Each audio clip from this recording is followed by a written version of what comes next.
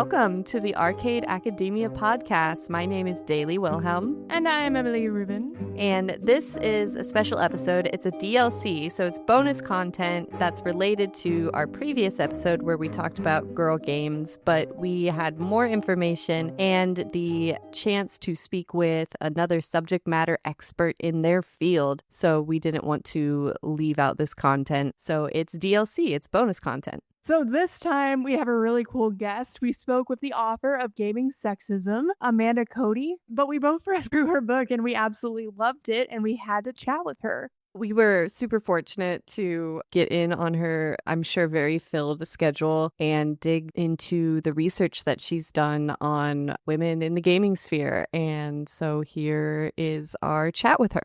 My name is Amanda Cote. I currently have a very long title. I am an associate professor in the Department of Media and Information, where I'm also the director of our Serious Games Certificate at Michigan State University. I'm here today, I think, because of interest in girl games and the position of women gamers in gaming culture. And on that topic, I also wrote a book titled Gaming Sexism, which is about gender identity in gaming cultures and communities, in particular since the mid-2000s, when we saw the rise of casual games that deliberately targeted women audiences.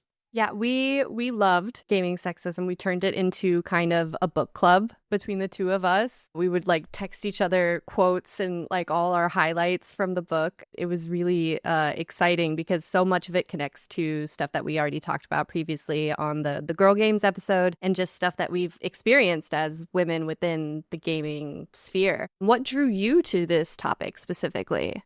Yes. So the Gaming Sexism project started a long time ago. It was actually my PhD dissertation topic before it was turned into a book. But even before that, I would say it had its roots in my undergrad studies in media studies. That was one of my undergraduate majors. The media studies program took a really broad approach to what media counted, but a lot of colleagues wrote a lot of papers about film or television. I'm trying to think about how I could stand out in this area. I turned more and more to my longstanding hobby of video games. I'd grown up playing video games. I had a mixed gender group of friends where some of us had a Sega Genesis. That was my house. My friends had a Nintendo at their house. And so we would kind of rotate through houses based on what we wanted to play. We suffered through the trials of games like The Lion King together. I don't know if you played the 1990s Lion King, but it's incredibly difficult. We did the classic 90s kid couch co-op where one person was playing the single player game and everyone else was pointing out items or strategies or encouraging them. And so that was just something that we did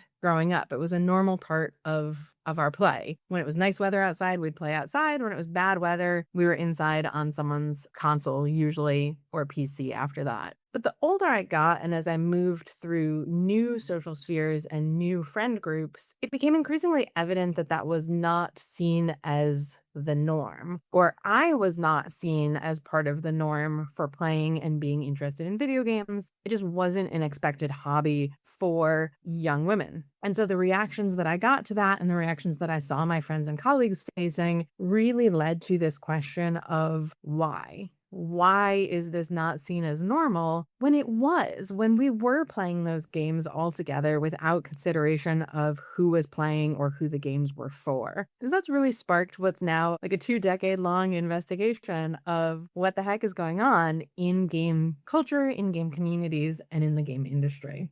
Interesting. Yeah, one thing that we kept coming back to whenever we were discussing your book is that we wondered, how things have changed, because just being able to note from the early aughts to now, so much has changed within gaming, not only technology, but I think socially as well, which is something that you mentioned when you go back to some of your participants of your study to speak with them about. My mind was just blown about the differences even, 5 years can make. Specifically, I wanted to dig into going off of kind of our previous episode a little bit, is that there are girl games and then there are games, which we don't call them boy games. They're just video games. You write about how this differentiation kind of reaffirms the unequal gender roles and makes it more difficult for women like us to identify as gamers. So I was wondering if you could speak more on that, how that is more of a hindrance than necessarily a help.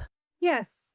So, some important context here. When I was working on this project, I started interviewing people in about 2012. And this was a really interesting time period in games because, on the one hand, there were these really strong narratives that games were opening up. I know in your last episode about girl games, you talked about some of the history of games as being presented originally for everyone because consoles were expensive and people had to, play Pong together to convince parents to invest in it. But then how in the 80s and 90s, game culture really came to center more and more around young men, adolescent men, through marketing, through framing, through advertising campaigns. Well, the early 2000s saw that changing. The early 2000s saw the rise of social games and casual games on systems like the Nintendo Wii, on social media platforms like Facebook. I'm sure everybody lived through the Farmville era where everyone was asking them to come help with their crops. And then, of course, as mobile phones spread, casual games became a really prominent part of the mobile game industry as well. And so we saw in this time period this idea that playing Words with Friends with your family or helping your aunt with Farmville, these were signs that gaming was opening up to everyone. But at the same time, there was a lot of really strong evidence that suggested that that was not, in fact, the case, that casual gaming was opening up for everybody, but traditional, what we might call core gaming, more masculinized genres on consoles, on high-powered PCs, was actually kind of re-entrenching itself in masculinity. So we saw very public incidences of harassment against female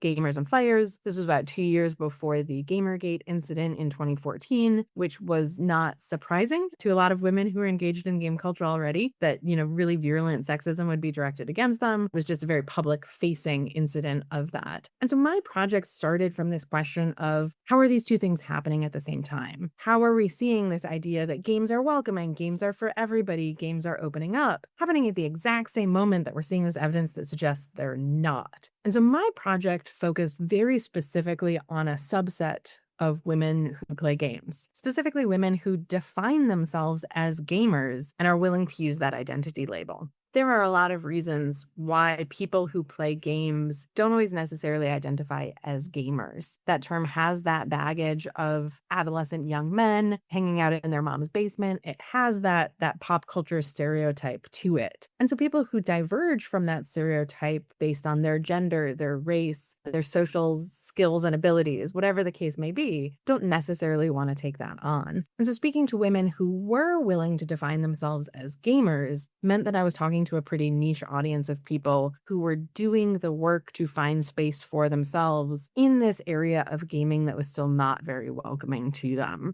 There's a really long answer, and I think I lost track of the original question. I'm not sure I answered it, but that's the background context for what was going on and why talking to these women was particularly interesting. No, that definitely paints a good picture there. Because I think we, like you said in our last episode, talked a lot about like, oh, it's better now. And we saw it opening up more. But I think you used the word entrenched. And we do still see that, especially with like gatekeeping movements like Gamergate itself. For the benefit of our audience, you touched on this a little bit, the definition of core versus casual. I found that really interesting just because when I think of the word hardcore, I didn't think about how necessarily gendered that is, especially in the gaming space. Yes. It's important to recognize that core and casual are, of course, entirely made up categories. And there is no game that is purely core and can never be played in a casual game, just like there is no game that is purely casual that can't be played in a core way. But when we're using these terms, we're using them usually to define different types of play styles. So a hardcore gamer would be someone who plays regularly, often intensively, who's really committed to things like game completion, game achievement,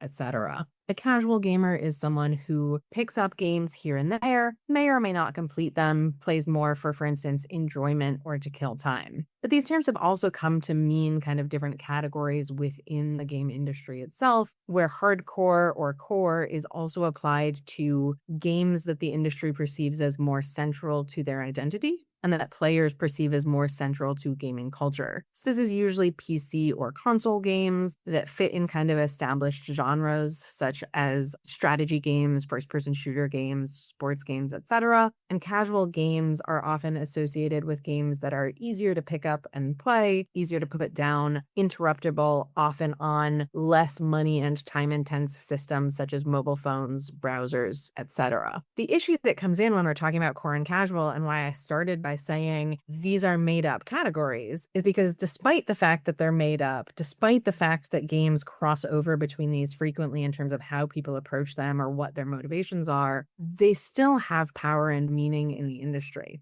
So game researchers Mia Consalvo and Chris Paul wrote a great book a couple years ago called Real Games, What's Legitimate and What's Not in Gaming Culture. And they talk about how these kind of core and casual distinctions are used to make some types of games and players appear more important or more legitimate than others. And so that's why investigating core and casual is so important, not because these categories are clearly bounded and meaningful, but because people have applied meaning to them in ways that valorize core gameplay, core games, core systems, and deep investment over casual games, casual systems, and casual investment. And because these are often gendered as well, core tends to be associated with young male players, that traditional gamer stereotype, and casual tends to be associated with female players. This also ends up being a gendered valorization where male players are positioned as more important, more legitimate, more the focus of the industry than more diverse players are.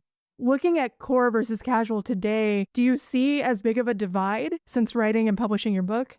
The gaming environment and game culture has definitely shifted somewhat since I wrote the book. I said that I started interviews in 2012. I finished the dissertation version of the project. I defended that in 2016. And then, of course, worked on the book version for a while, and it came out in 2020. So that's a broad time period. Some things have changed. I think the sphere of casual games has broadened. There's a lot of different genres of casual games now. They're deeply embedded in people's day-to-day life. When my students have downtime in class, for instance, they're pretty much all playing some kind of game to fill that time, whether it's still something like Candy Crush or whether it's Fallout Shelter. Some PC and console games have also created like mobile add-ons where you can farm resources or play alongside that game. So you're still contributing back to the main game you're interested in these other spaces. So casual games have, I think, become a lot more normalized. I still think that when we talk about games, people tend to think of core games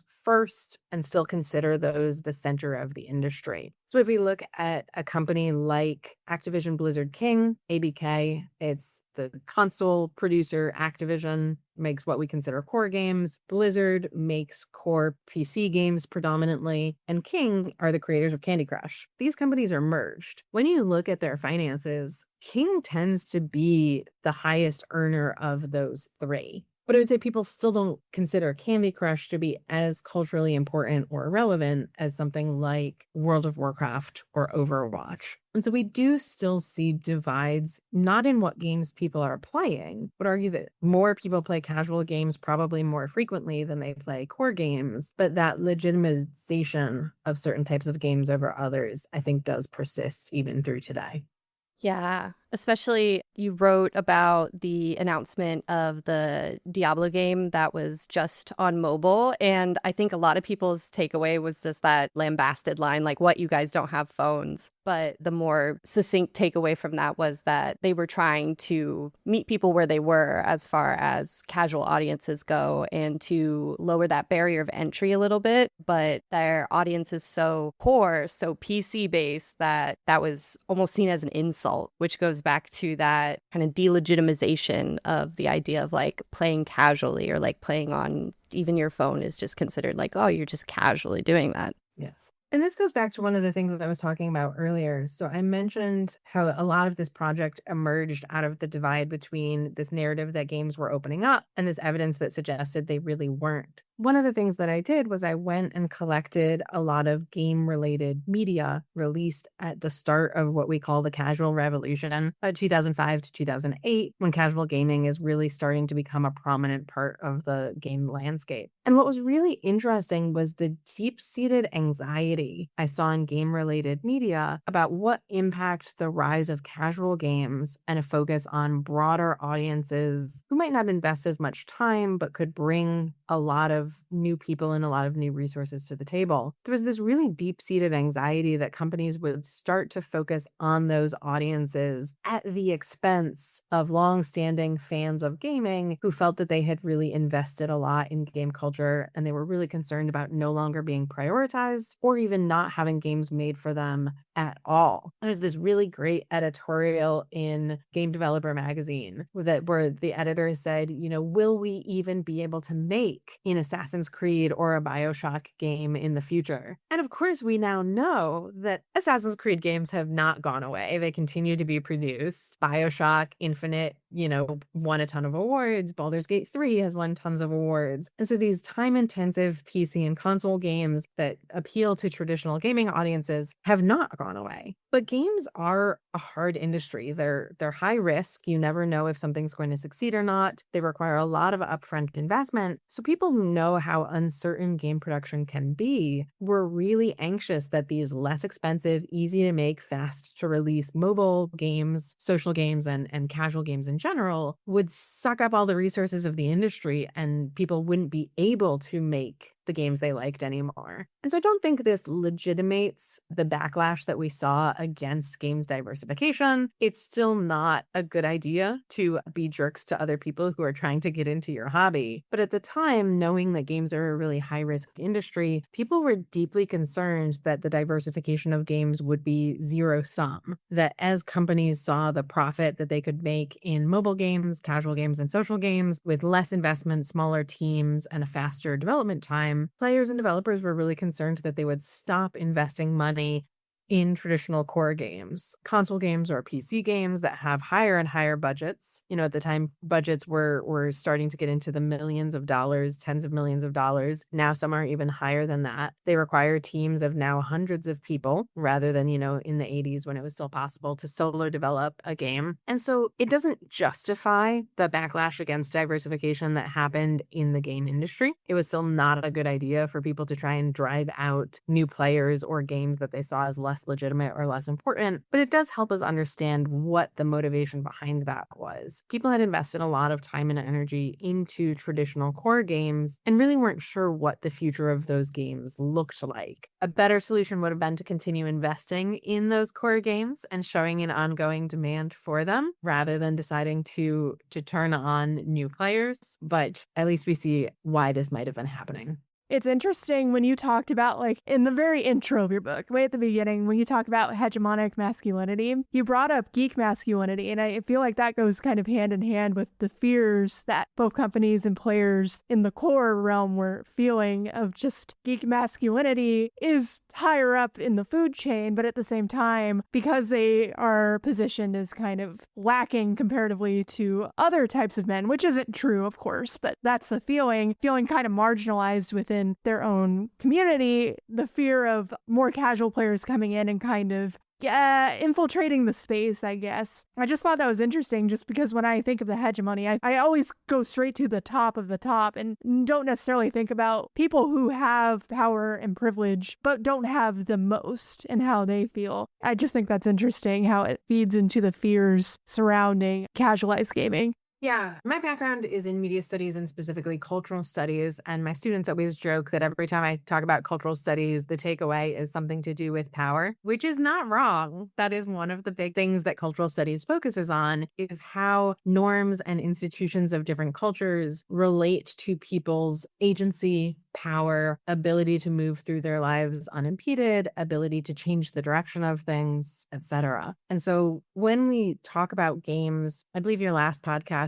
nodded to this as well. We've seen games as masculinized for so long that it's become kind of just the default. And we've spent a lot more time talking about people who don't meet that marginalization and how they make space in gaming. But that has left the masculinization of games a little bit underexamined. And masculinity is not a monolith. It is not all people embody the same masculinity in the same way. Within society, there's different forms of masculinity, and those have different levels of access to power and to privilege. So Reuben Connell is probably the best known theorist of masculinities. Connell breaks masculinity down into about 4 categories, with hegemonic masculinity being the one most supported by society. And so these are, I joked in class for a while that hegemonic masculinity was named Chris. It was the time period where we had the Chris Evans, Chris Hemsworth, Chris Pratt, Chris Pine media scape. So handsome, tall, usually white men who are charming, who seem intelligent, who have the ability to attract women. These are the standards that men are supposed to try and be aiming for. And there's many reasons why men either don't or can't achieve those. Not everybody is over 6 feet tall, like the Chris's are, for instance. Some people don't have that kind of confidence or charisma or self-presentation. And so people who can't embody hegemonic masculinity often feel less empowered because they know that society expects that of them, is holding it up as kind of the default goal. And when you either don't or can't achieve that, you can feel like you're lacking or struggling. And then when you find a space like gaming, where people who don't fit hegemonic masculinity are able to form culture and community, that can feel like a respite. It can feel like a break from those societal pressures. But that also can lead to things like gatekeeping, where when other people who aren't part of your now safe community start coming in, or you perceive them as coming in, again, diverse gamers have been here all along, the whole time through gaming history. But when it starts to feel like that space is shifting under you, it can be really destabilizing and can result in some backlash to try and keep the space that you built your identity around.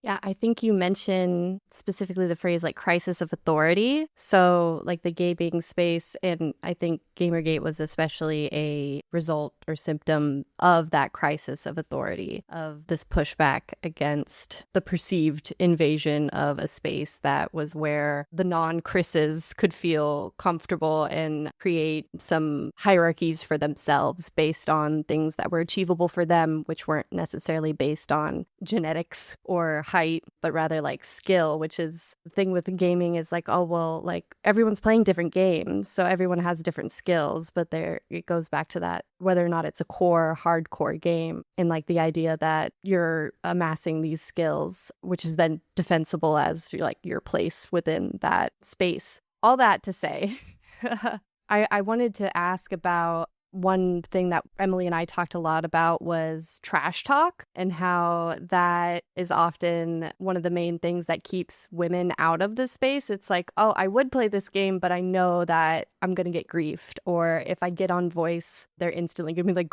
there's a girl in here. And it goes with that kind of sexism of surprise. Could you elaborate on that phrase? Because I think that's just such a fascinating phrase to begin with. Yeah, so when I was talking specifically to women gamers, people who identified as gamers, who played games enough that they felt it was a meaningful part of their identity. And this is, of course, not all women who play games. This tended to be women who played in particular ways. So they did tend to play console games and PC games, as well as casual games. They often felt pretty ambivalent about casual games because they felt that they were being pushed towards that more feminized sphere, and their long histories in gaming writ large were not being recognized. And so they had particular patterns that don't apply to all women who play games. But one of the things that we talked a lot about when I spoke with these women is how they navigated the sexism that they faced in gaming. And I will say, I didn't necessarily ask them about all aspects of this. It was things that they brought up over and over and over again, how they coped with sexism they faced in online gaming. And when they talked about it, it quickly became pretty evident that there were both very overt, explicit forms of sexism they were facing, like the very common gaming refrain, oh, a girl's here. What are you doing playing games? Get back in the kitchen and make me a sandwich. You know, things that really rest on obvious sexist stereotypes. But the thing that hadn't been covered as much at the time and that kind of slid under the radar were more implicit or inferential forms of sexism. Things that didn't look like sexism on the surface, but when they were experienced repeatedly, it became really clear that they were happening because women weren't supposed to be in this space. So a lot of the women I spoke with were really phenomenal gamers and had long histories playing games like World of Warcraft. A lot of them were guild leaders or guild officers. They were helping to run these competitive raiding guilds who were, beating the hardest challenges in the game. They were good at what they were doing, but they still continually encountered people whose first reaction to their presence was, oh my gosh, you're a girl? I didn't know girls played this game, or I didn't know girls made it to your level, or I wasn't expecting the guild leader to be a woman. And so this constant surprise was often followed with positive comments like, oh, it's so great that you're here, so excited to speak to someone else. But the fact that the reaction was surprise every time made everyone feel like they were an anomaly. One of my participants had this really great line about how it's like wearing a Halloween costume to class. She's like, some people aren't going to care. Some people are going to think you're really cool for doing it, but everyone is going to notice you. This was her justification as to why sometimes she didn't use voice chat or she didn't tell people she was female, was because she just didn't want to deal with that extra attention. It made her feel unusual. It made her feel like she was doing something she perhaps wasn't supposed to be doing according to social norms. And so in this moment, if you're someone who encounters a woman gamer and reacts to them with surprise of like, oh, wow, I didn't know we had a woman gamer in our guild, you might not think that that is sexist. You might not think that you are saying anything wrong or negative. But for that player who's had to deal with that over and over and over again, every time it starts to feel like you're telling me I'm not supposed to be here. And so those forms of inferential sexism are really a lot harder to manage in some ways because they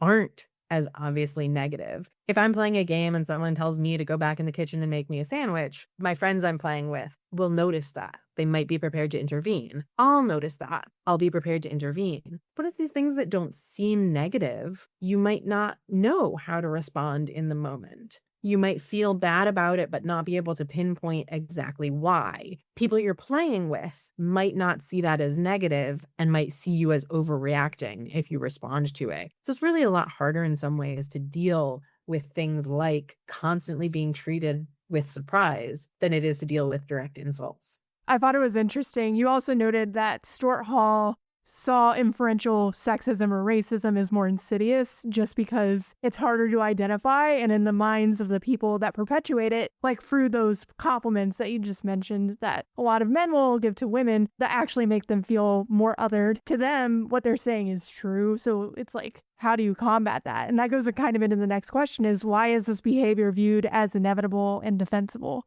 Yes. So there's another really great piece about trash talk. It's a book chapter by Emma Vossen. I forget the name of it right now. It's The Magic Circle and Consent in Gaming, I think. But Emma Vossen's book chapter on consent in gaming really highlights the challenge of trash talk. When I am playing games with my friends and family, I trash talk them all the time. I was playing games with my niece this weekend, and there was a lot of mostly good-natured ribbing going on. Every once in a while when someone was losing pretty bad, less good-natured. But in that circumstance, we have a social space where we have agreed on what's acceptable and what's not acceptable. And even if we haven't had necessarily an explicit conversation about that, you kind of know how far you can push people. And when you're gaming with your friends and you're engaging in that kind of trash talk, insulting people who are losing, whatever the case may be, there's a place for people to be able to push back and say, hey, you went a little bit too far here. So trash talk is common in games of all varieties, board games, sports, video games. But it's become such a norm in video games that it actually becomes something that you almost don't have the option to consent to, particularly if you're playing games online. If I go play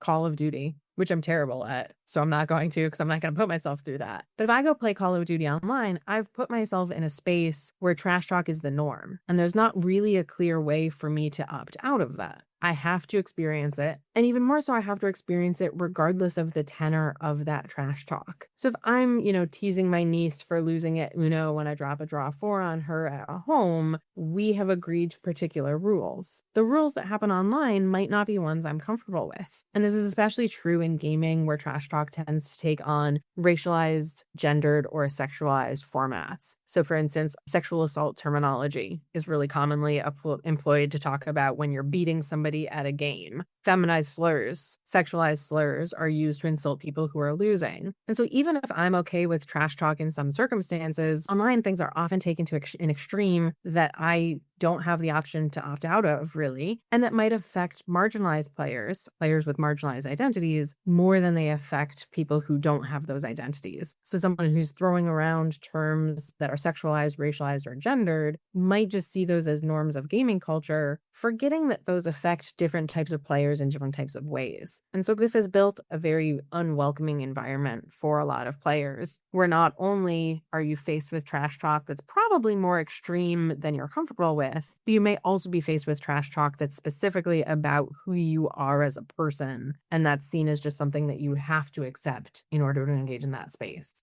And unfortunately, I think both Daley and I, and probably I'll go on a limb and say like every woman has at least experienced this behavior once or twice or more, unfortunately. You mentioned in your research that some of your interview subjects actually began leaving the gaming spaces that they were in because of that harassment and all the hostile attitudes towards female gamers. And I was just curious, with the more continued casualization of gaming and the proliferation of cozy games, are women staying in gaming communities longer, or are we seeing more of an exodus? So one of the interesting things that comes from studying women gamers is that they have always been present. They are always present. You just don't always know it. And so one of the things that was really interesting about my work, when I started interviewing people, I originally just asked them, how do you usually play games? Do you play games in person, solo? Do you play games in person with friends, or do you play games online? And people started volunteering, oh, well, I play games online, but when I play online, I do A, B, and C to try and make sure that I have the most positive experience. They just started volunteering these coping strategies that they use to try and manage their game environment. And there's a whole section in the book on this about how people would, if they were playing online, always try and play with someone they knew. They would play online, but they would choose a gender neutral username or not use voice chat. They would play certain kinds of games and not others. And so it became really clear through repeated interviews that women loved games, had a ton of reasons why they played games, but also had put in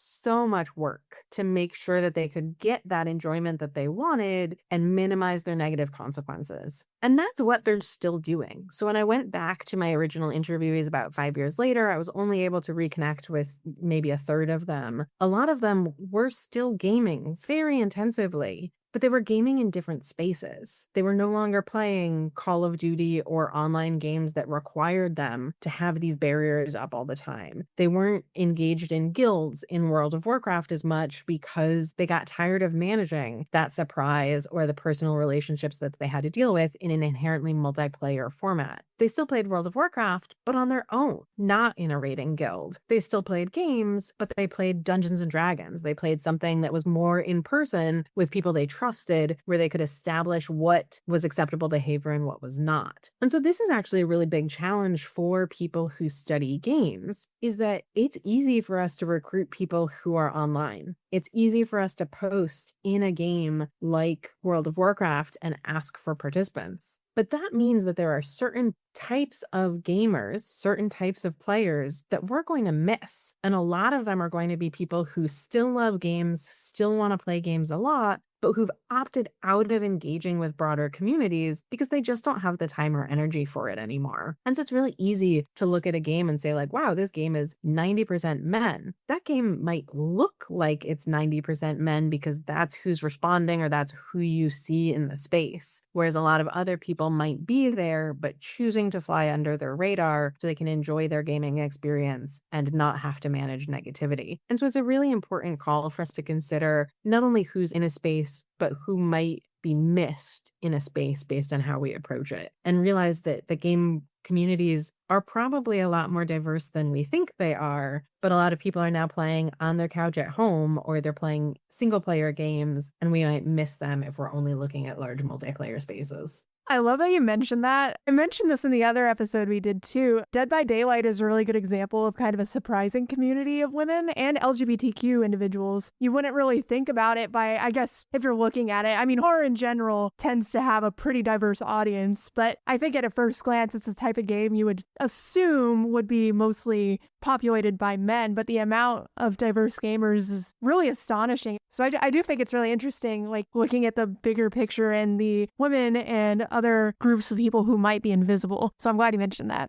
And this goes back a little bit to what we were talking about with, the sexism of surprise. We still see this in media coverage when people are like, oh my gosh, look at all these women players who are playing Baldur's Gate 3. Of course, women players are playing Baldur's Gate 3. It's a phenomenal game. And it appeals to so many different playing styles. It's single player, so you don't have to deal with other people's negativity. It allows you to explore like fun interpersonal and romantic relationships. It lets you do battle without big time pressures. It's great. It offers so many options for people. If you just want to explore really cool spaces and do tons of side quests, you can do that. If you're really achievement oriented and just want to drive straight through all 3 acts, you can do that. Baldur's Gate 3 is just a phenomenal game. But when we see this coverage that says like, oh wow, looks like women do play games, that continues to perpetuate this notion that they're not there, that they're not present, that they're not contributing. And that's a framing that I would really encourage us to move away from. Is it's not like, oh wow, women play games. It's, oh wow, sometimes we succeed in making games that appeal to everyone who already has an interest in games and offers them meaningful ways to engage that fits the context in which they need to play. And that's really the takeaway here, is not women play games. Of course they do. The takeaway is, how do we reach the people who want to play games and allow them space to do so effectively?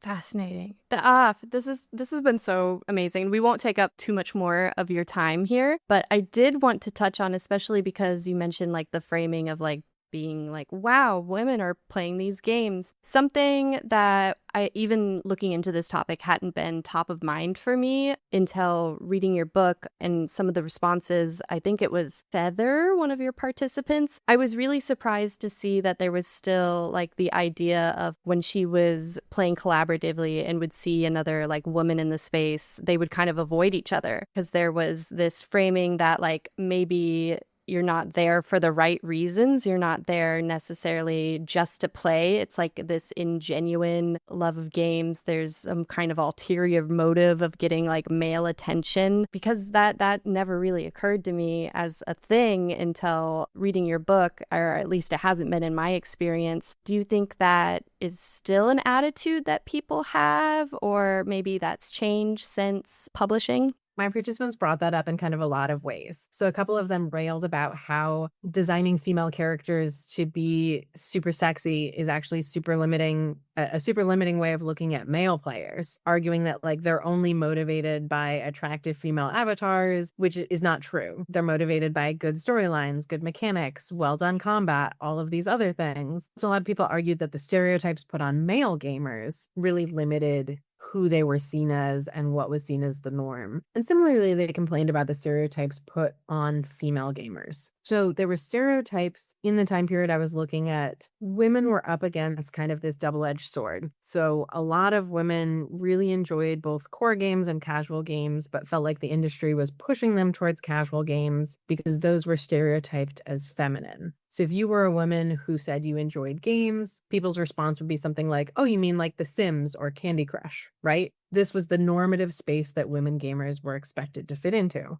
when they didn't fit cleanly into that space, when they did play a wider array of games, their motivations for doing so were then stereotyped and became kind of suspect. So the argument was like, oh, you must be interested in casual games. But you're not interested in casual games, then are you here to meet men? Are you here because you know men play games and you're trying to appeal to them? The internet has given us the lovely term of the pick-me girl, which was not in common parlance at the time I was writing this, but that was the stereotype, right? That you were doing this thing in order to get something out of it because this space wasn't for you. So masculinized core games, because they weren't seen as for women, women who entered those spaces were seen as having some kind of ulterior motive. And all of my participants firmly argued against this stereotype. They had tons of reasons why they played games. They played games because they loved storylines. They played games because they loved competition or proving themselves. They liked building their skills. They liked hanging out with friends who shared their interests. There were all of these other motivations. But the stereotype was so pervasive and so persistent that even though they knew they had diverse motivations for playing and they weren't there to get men's attention, they still had that thought occur when they met another woman in this space that maybe, well, I'm not here to get men's attention, but I wonder if she is. And a lot of them pushed back against this strongly and hated the fact that that was one of their first thoughts, but it really shows the power of the stereotype. And unfortunately, I do think that's a stereotype that still persists in a lot of ways. I said the internet has given us the term pick-me girl for it. It's very easy to be accused of being a pick-me girl for whatever reason, to having more male friends than female friends, choosing to play video games, not worrying about makeup, like whatever behavior it is. That's kind of a term that gets leveled at people who are seen as not abiding by their gender norms as a way to kind of police that behavior and say, well, you're not doing this thing I expect you to, therefore you must have this ulterior motive. You're trying to be a pick-me, you're trying to get male attention. And so that stereotype does persist and present an ongoing challenge to people's ability to show their true motivations for whatever it is they're doing. I just want to chime in with something that I found concerning and a little bit upsetting. I said this to Daley, I think about a week or two ago. I had hopped on Facebook for like 5 seconds and my algorithm showed me a post that was coming after Anita Sarkeesian with the quote that likes to get circled around every few years where she said in like a video in 2010 that like, I'm not a fan of video games, which out of context is her on the surface saying, I don't play video games. I'm doing this because I hate men, blah, blah, blah. That's what they want that quote to insinuate. But if you actually look at the interview, she's saying that, you know, she's more interested in like the cultural aspect of it and, you know, all of that research that she does into it. And she does like video games. I mean, I can go into a whole spiel about how it's taken out of context, but I was surprised that in 2026, I'm still seeing this quote circulating. And it's really disheartening to see other women buy into these really sexist ideas of like, well, she can't be a real gamer because she doesn't meet my standard, or could be a potential threat to me as being viewed as an authentic real gamer in the male dominated space. And I just bring that up because, you know, I guess what was so surprising is that with the internet becoming very insulated to your own little bubble, I don't really see those things online anymore. I guess I had naively hoped that we had gotten past some of these behaviors, but to see that randomly pop up, it took me right back to like Gamergate ideology, basically. And I guess this is a very long-winded example to ask you, like, what can we do to combat that? One of the things that I found really interesting writing the book is, you know, once you've spent so much time on a project, and particularly a project that's close to your own experiences, you know, I continue to play video games, albeit not as much as I would like to. You start to feel like what you're writing down is common knowledge. You're like, oh, this is just how things are. And then you send it out into the world. And one of my favorite things about this book has been the number of women gamers, including my participants, as well as people I've spoken to since its publication, who say it was so refreshing to read this and see the things that I feel and I have experienced shared by others as well. You know, because a lot of marginalized gamers, and of course my work predominantly focuses on people who identify as women, and my work has also predominantly focused on people who identify as white, for instance. There's limitations on my sample, but a lot of them don't know a ton of other people with their identity who play games. partially because a lot of them are online, but they're hiding their gender, they're hiding their voice. They're choosing to play single player games. Those coping mechanisms people have employed for dealing with sexism make them less easy to find in gaming spaces. And so a lot of people found it heartening to know that they weren't alone and to see the experiences that other people had had and to feel those resonate with their own experiences. And so continuing to talk about what these experiences are like, how we manage them, how that changes the public facing nature of game cultures and communities in ways that minimize marginalized players' contributions, that's going to be step one. And step two, I don't love market-oriented justifications. My colleague Adrienne Shaw in her book, Gaming at the Edge, has a really good takedown of like, we shouldn't just have to prove we're a meaningful market and then designers will make games for us. But it does help somewhat to show that that you're here, that you're prominent, that you do play lots of different kinds of games. So a market-oriented approach is a possibility. A lot of people have also moved to create games that appeal to their cultures, to their communities, that emulate their experiences. It's been really heartening to see the rise of independent games, but particularly solo games, small art games, things like that, produced on platforms like Itch, where people are able to build new kinds of spaces and new kinds of experiences outside the big budget boundaries of the industry. And so I think any solution we have is going to be a multi-pronged approach. Shifting cultural norms to show that people are here, are prominent, have always been contributing to these cultures, helping to support one another while we do that, and helping to push back against exclusionary forces in the industry or online whenever possible. I hope our podcast moves the needle a little bit in that sense. And to say nothing of, as we've been doing this research for the previous episode, which was primarily about girl games, and then even the episode before that, we have had no trouble finding women within the space that take this very seriously and have, written entire books and dissertations on the subject of gaming. So I think that I like to think, I guess, and Emily can speak to this, I don't want to speak for her, but that we're doing a little bit of our part in better platforming these voices that often get marginalized within the discussion. So I hope that this episode and the videos we make out of it are going to reach the right people and I like that word, hearten it a little bit more. Yeah, it's been so good talking with you. I also just want to throw out, it's been really cool to read, Shira Chess's book and then your book, and also, some of the older texts like from Barbie to Mortal Kombat, and see how interconnected all the research is and how you all kind of build off of each other. As female researchers, it's just really nice to see, gaming, which has been male dominated, as we've made very clear, like have such prominent female researchers and advocates. So thank you so much for all of your research. Thank you again for listening to Arcade Academia. You can follow us on Substack, YouTube, Instagram, and Blue Sky at Arcade Academia. The music track Magic Escape Room by Kevin MacLeod in Computech.com is licensed under Creative Commons by Attribution 4.0 license. We'll see you next time.